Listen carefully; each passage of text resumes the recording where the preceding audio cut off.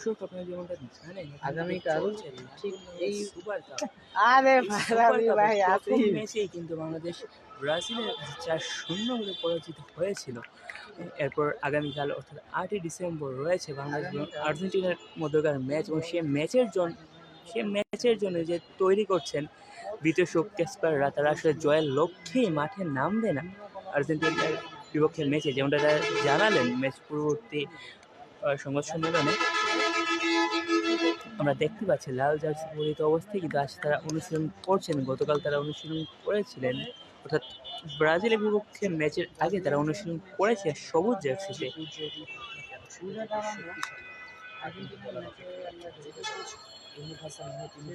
আমাদের খেলার কৌশল আমরা ব্রাজিলের বিপক্ষে বাংলাদেশ এক ধরনের প্র্যাকটিসে খেলেছে, তবে সেটা কিন্তু আর্জেন্টিনাকে অ্যাপ্লাই করা হবে না, সেক্ষেত্রে ভিন্ন একটা থাকবে, যেটা আমরা শুনতে পাচ্ছি।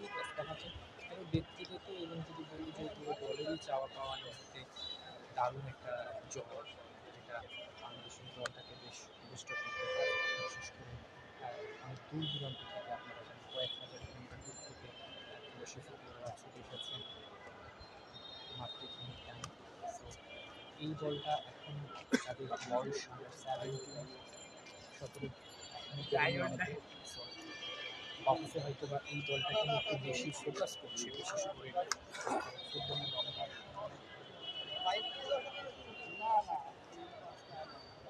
দর্শক, ম্যাচ পূর্ববর্তী সংবাদ সম্মেলনে কিন্তু কোচ জানিয়েছেন যে বাংলাদেশ ব্রাজিলের বিপক্ষে যেমনটা খেলেছে তেমন খেলা আসলে উপহার দিবেন না, তার চাইতেও অধিকতর উন্নততর খেলা তারা আর্জেন্টিনার বিপক্ষে ম্যাচে উপহার দিবেন এবং আর্জেন্টিনার বিপক্ষে ম্যাচে তারা জয়ের জন্যই মাঠে নামবেন।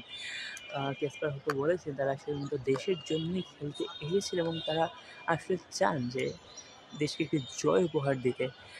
দর্শক, আগামীকাল সন্ধ্যা 7টায় ম্যাচ, 24 ঘন্টা থেকে কিছুটা সময় বেশি বাকি আছে। এখন দেখার পালা যে আগামীকাল ম্যাচে বাংলাদেশের রাইজিং স্টাররা কী করেন আর্জেন্টিনার ক্লাবের বিরুদ্ধে।